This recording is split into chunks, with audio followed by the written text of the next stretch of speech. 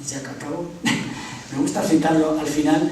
Luke Sweeten fue un visionario, se dio cuenta de que el vehículo unipersonal del futuro no era el coche, era uno de tracción humana, está ahí abajo, él metido dentro, pero es que además, cuando ese vehículo viene de una zona de baja densidad y entra en el centro de la ciudad, se transforma en un vehículo colectivo, que van juntos todos.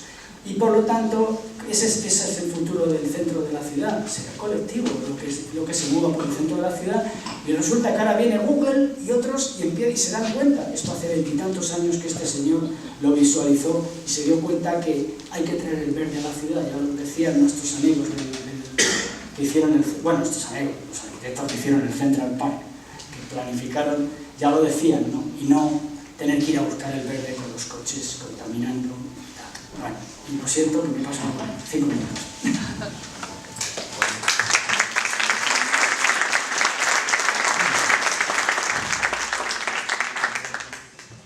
Muchas gracias, Carlos.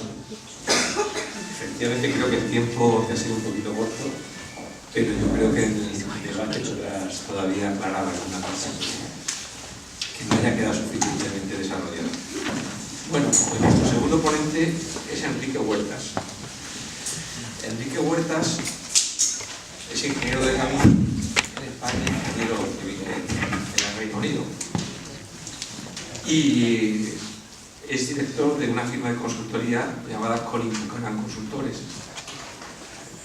que tiene que ver en su origen precisamente con el famoso Buchanan. Ha trabajado en Inglaterra y allí ha desarrollado, ha participado en proyectos muy significativos del tema que estamos tratando, como la implantación del peaje urbano en la ciudad de Londres, las redes de autobuses prioritarios y las redes de ciclovías.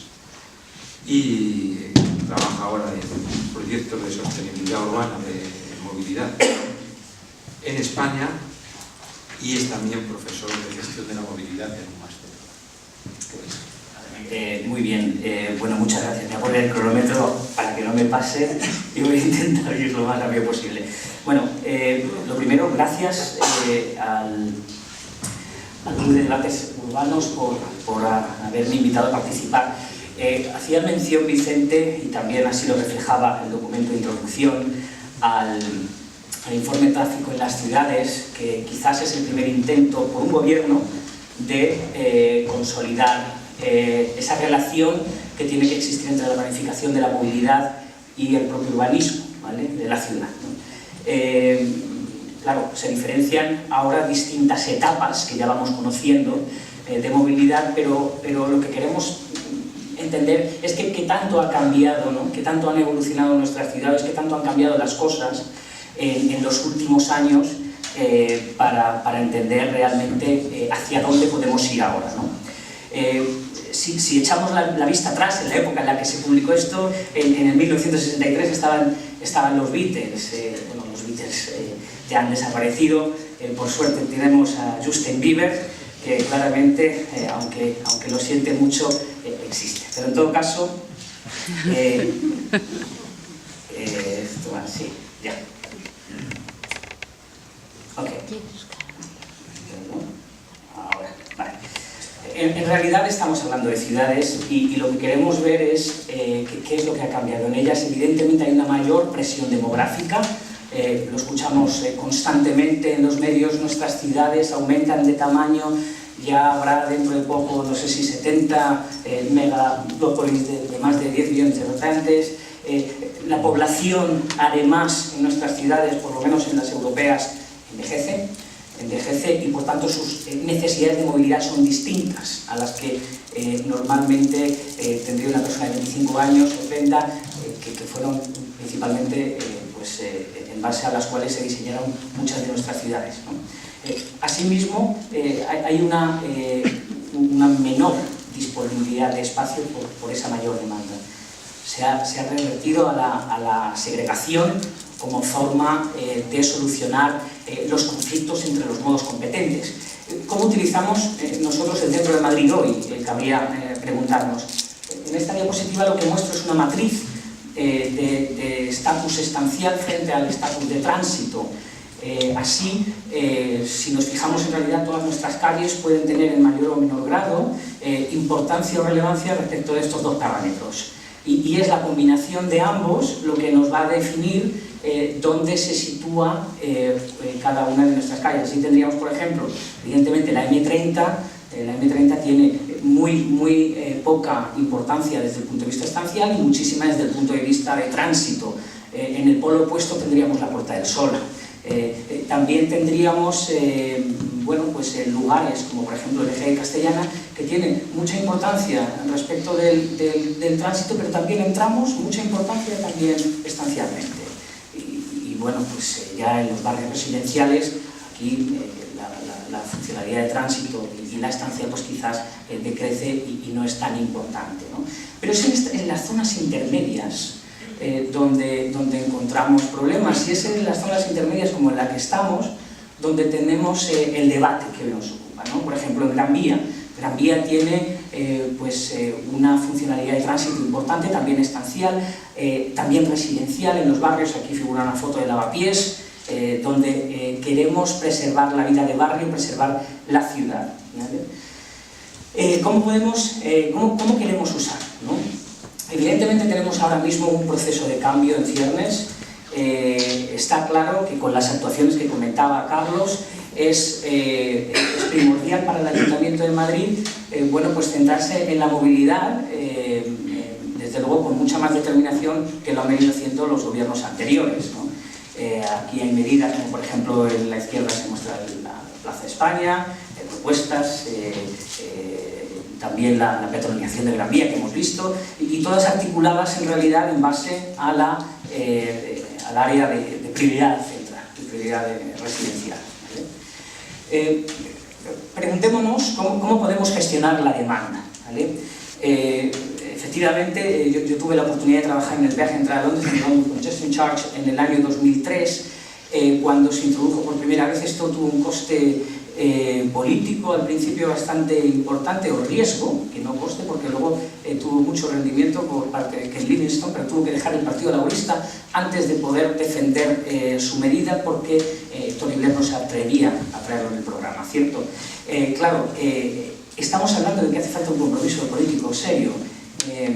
Muchos conoceréis, pero para aquellos que no lo conozcan, básicamente consiste en un área de prioridad residencial, un área de prioridad donde el vehículo tiene el acceso restringido mediante una serie de cámaras que identifican las matrículas y que cargan diariamente una tasa de 10 euros, una cosa así. Madrid tiene la suya, es otra forma de gestionar la demanda. Podemos gestionar el aparcamiento, podemos gestionar el acceso, pero en todo caso lo que estamos es siempre incidiendo sobre el coste de aparcamiento, el coste de acceso, el coste de no encontrar aparcamiento en tiempo, etc. ¿Vale?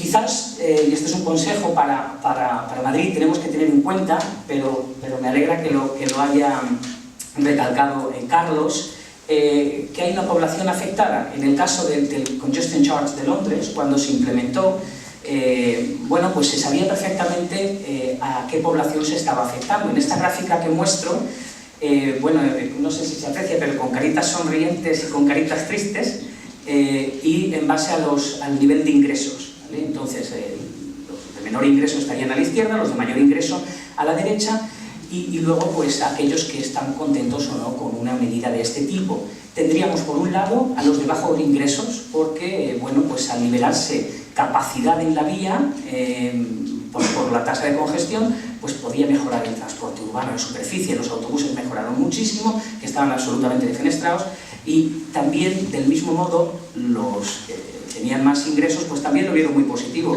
sobre todo porque ya no se tenían que pelear con su Bentley por un espacio con un Ford Fiesta, ¿vale? Entonces esto estaba muy bien. ¿Cuáles resultaron afectados? Los de medio ingreso. Lo que pasa es que en el área donde se implementó, justamente en el centro de Londres, hay muy poca población residencial, ¿vale? Básicamente, y si todos lo conocéis, es principalmente negocios, teatros, etcétera, y oficinas. En todo caso, el ejemplo que quizás a mí me gustaría transmitir es que se aprovechó, y también lo está haciendo el Ayuntamiento, la capacidad generada para revitalizar este transporte público, esencial. potenciar la movilidad ciclista elegida, cuidado, y es que efectivamente no todo el mundo tiene que ir en bicicleta, pero se van a cumplir 200 años desde que la bicicleta existe y en realidad, a pesar de las dificultades enormes que ha encontrado, ha conseguido prevalecer, quizás a través de los niños que han sido capaces de recoger ese testigo, aunque sea en forma de ocio, ¿no? Pero en todo caso es un modo elegido de movilidad y por tanto también la movilidad peatonal, ¿no? En este sentido, las oportunidades que Madrid presenta bueno, pues son claras. Hay ahora mismo una necesidad de cambio propiciada por esta mayor concienciación social respecto de los problemas medioambientales que tenemos. Uno viaja fuera y cuando se acerca a Madrid en el AVE y ve la boina negra y dices, pues aquí vivo yo, vamos para allá, pues la verdad es que cansa, si no algo más, ¿no? Evidentemente, otra oportunidad es que las tecnologías de la comunicación, como mencionaba Carlos, nos van a hacer cada vez más capaces de forma individual de planificar nuestra movilidad, y así lo están entendiendo todos, hasta los constructores de automóviles. Solo hay que fijarse en el City Car Summit que tendrá ahora lugar en marzo, donde prácticamente pues todos los manufacturadores de coche, los constructores, ya se ven a sí mismos más que como proveedores de automóviles. Yo tengo aquí, sí, lo tengo en otro lado, tengo mi esto. En todo caso, efectivamente hay opciones. La bicicleta, ya he mencionado ahora mismo la importancia, y bueno, el peatón, cómo no está reclamando su espacio, no solo en Madrid, en muchos otros sitios. Es importante quizás reconocer que como administraciones podemos equivocarnos y por tanto pues, entender la reversibilidad de ciertas medidas, como en este caso, en el caso de Times Square, donde se pintó simplemente la calzada, se pusieron unos maceteros y vieron a ver qué tal utilizaba la gente el espacio. Algo parecido a lo que se ha hecho aquí en Gran Vía. Aquí se muestra una fotografía perfectamente la comparativa. Quizás ha recibido crítica, ¿no? Por no ejecutarlo de una forma tan vistosa, ¿no? Pero en todo caso se puede hacer mejor, sin duda, ¿no? Pero estamos en la línea. Y finalmente, y no olvidando la importancia de la inclusión de todos los ciudadanos, mencionaba Carlos la calle Fuencarral, y cómo la accesibilidad de nuestros barrios tiene que estar garantizada con una permeabilidad para todos. Y bueno, aquí termino. Estamos en una tercera revolución del transporte, que es la tecnológica. De momento se considera un poco imprevisible, no se sabe muy bien cómo va a llegar, pero definitivamente estamos en ella, ¿no? Y bueno, aprovechemos esa tendencia de querer recuperar la ciudad para el ciudadano. De forma ordenada, de forma que no se pierdan ni oportunidades, pero que también se actúe sobre los problemas de movilidad que tiene hoy en día la ciudad. Y aquí lo dejo. Un minuto. Muchas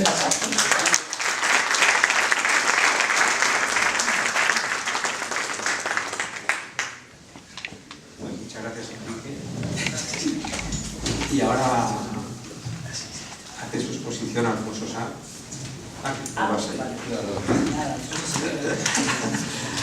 Alfonso es geógrafo, matemático y técnico urbanista.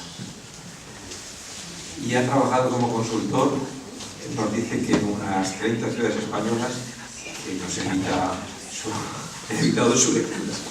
Y en general trabajando en temas de planificación urbanística y movilidad. Ahora se está orientando más hacia los temas energéticos y de cambio climático. Tiene publicaciones muy importantes relacionadas con este tema, como la bicicleta en la ciudad, como calmar el tráfico o como el manual de movilidad peatonal para caminar en la ciudad. Entonces, Alfonso, cuando quieras. Gracias al Club de Debates Urbanos por seguir generando estos encuentros de personas interesadas en el debate urbanístico y por poner estos títulos provocativos de las sesiones que hacen que se llenen, ¿no? El problema es cómo responder a esta pregunta, ¿no? Yo creo que, bueno, tengo aprendido muy claramente que en 10 minutos, que es lo que me ha marcado Vicente, solo se pueden dar 3 ideas y cuando te pasas de ahí estás pasando del tiempo. Entonces yo voy a dar 3 ideas que son la misma. Es decir, todo se resume en un solo concepto: urbanismo, urbanismo y urbanismo. Es decir, las 3 ideas que voy a poner sobre la mesa ponen de relieve la necesidad de dar una respuesta urbanística a la pregunta que se formula. O sea, que ¿cuántos caben? Pues depende de cuál es el modelo que está usted pensando para su ciudad, ¿no? Primera idea. El problema de los automóviles en el centro urbano es un problema mucho más amplio que el de movilidad. Y voy a dar unos datos que yo creo que nos permiten concluir algo de esto, ¿no? Porque se está hablando del distrito centro y a veces a mí me ha interesado, incluso preparando esta charla, pues tener un poco los datos de referencia. El distrito centro hay ahora mismo un 15% de habitantes menos que hace 10 años, 134.000 habitantes, ¿no? Y sin embargo hay más hogares. Lo que ha disminuido es el tamaño del hogar, ahora es 2 personas por hogar. Hay también un incremento brutal de los alojamientos turísticos en el centro. De 19.200 que había en 2004, hemos pasado a 27.000. Hemos incrementado en un 40% el alojamiento turístico. Yo creo que eso nos sitúa también muy claramente qué es lo que está pasando en el centro, porque no solo son coches. Y para dar una referencia en los temas más de movilidad, hay un tercio menos de coches que hace 10 años, ¿no? Hemos pasado de 70.000 prácticamente en 2006 a 44.000. ¿Eso qué quiere decir? Pues que con Villa de Vallecas el distrito centro es el que menos motorizado está. Estamos hablando de 320 coches por 1.000 habitantes, de lo cual es una parte importante también es de empresas. O sea que habría que tener cuidado con los datos, ¿no? Eso contrastado, por ejemplo, con lo que tiene Chamartín, que tiene 534 coches, nos damos cuenta de que se trata de un distrito muy poco motorizado, en donde yo estimo que más o menos la mitad de los hogares no tienen coche. Bueno, pues podríamos dar algún dato más, pero de las primeras conclusiones es que en sentido estricto en el distrito centro caben muchos más coches. Cabían, hace 10 años había bastantes más, ¿no? Lo que no caben es desde un punto de vista estratégico. Una cosa importante que se ha empezado a mencionar, el tráfico de paso. Una cosa es cuánto caben de aparcamiento y de estar ahí, y otra cuántos pasan. Y ese sí que es un problema que tiene el distrito centro, pero que no es del distrito centro, por supuesto. Es un problema de ciudad.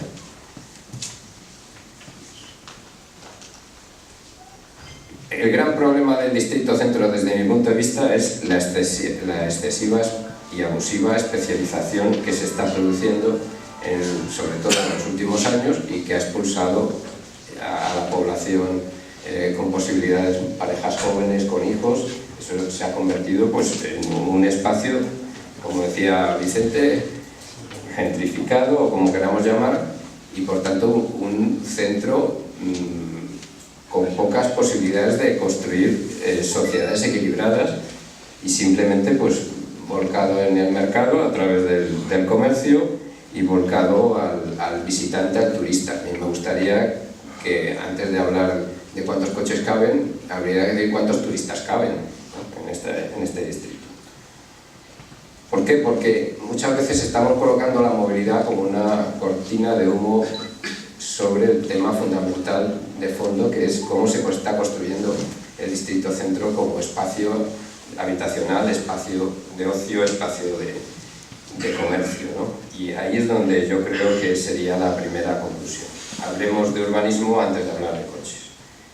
Luego hay otro tema, yo que reivindico la planificación urbana. Me llama la atención que sigamos sin tener una correcta planificación del centro. Por supuesto, tenemos un plan general que data de hace 20 años. Parece que nadie quiere revisarlo, nadie quiere poner sobre la mesa cuál es el modelo de ciudad que estamos, hacia el que queremos ir. Pero es que ni siquiera en el tema de la movilidad tampoco hay una idea, porque hay un plan de movilidad. Si van a internet encontrarán que hay un plan de movilidad, un borrador de diagnóstico del plan de movilidad de centro del 2013, y que hay un plan de movilidad de la ciudad 2014. ¿Pero han visto alguna medida implantada de ese plan de movilidad 2014? Yo no la he visto. Entonces lo que falta son un esquema de planificación estratégico sobre el que basarse para decir más coches, menos coches. Y por último, la tercera idea, y me da tiempo, yo creo que hace falta un nuevo informe Buchan.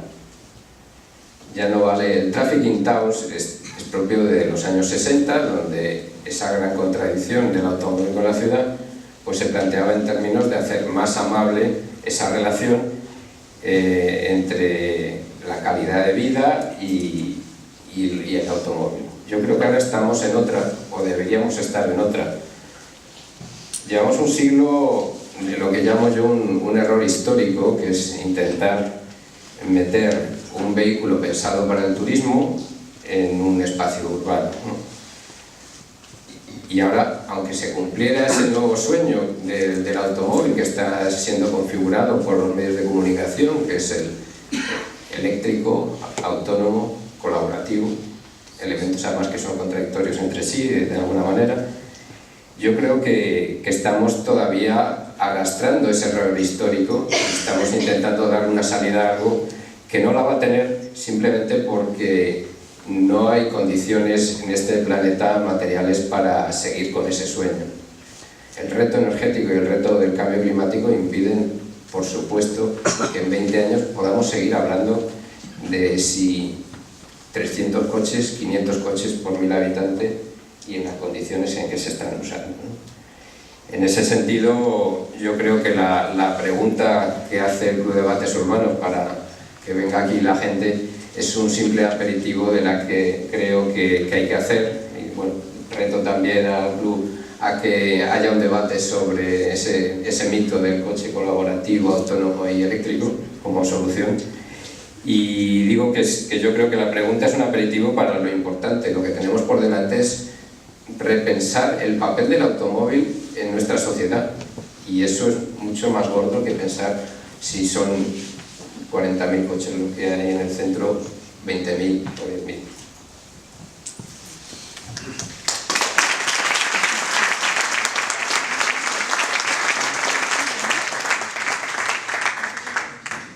Muchas gracias, Alfonso, que ha batido un récord de mirar antes del tiempo concedido. Todos los que intervenimos en esta debate nos pasamos, pero muchas gracias. Bueno, y ahora es el turno de Aniceto Zaragoza. Aniceto Zaragoza es ingeniero de caminos, es licenciado en Ciencias Económicas y Empresariales, es licenciado en Historia, es licenciado en Ciencia Política y Administración, y además de haber estudiado todo eso, ahora es profesor en el Departamento de Transportes de la Universidad Politécnica. Es el director general de OFITEME y en particular es el presidente del Comité de Transportes del Instituto de la Ingeniería de España y de la Asociación Internacional de Caminería. Y entre las muchas cosas que ha sido, pues hay dos que son relevantes al tema que hoy tratamos, que ha sido presidente del Foro de las Infraestructuras y director general de la Asociación Española de la Carretera. De manera que es una persona perfectamente cualificada para darnos unas intervenciones hoy. Adelante.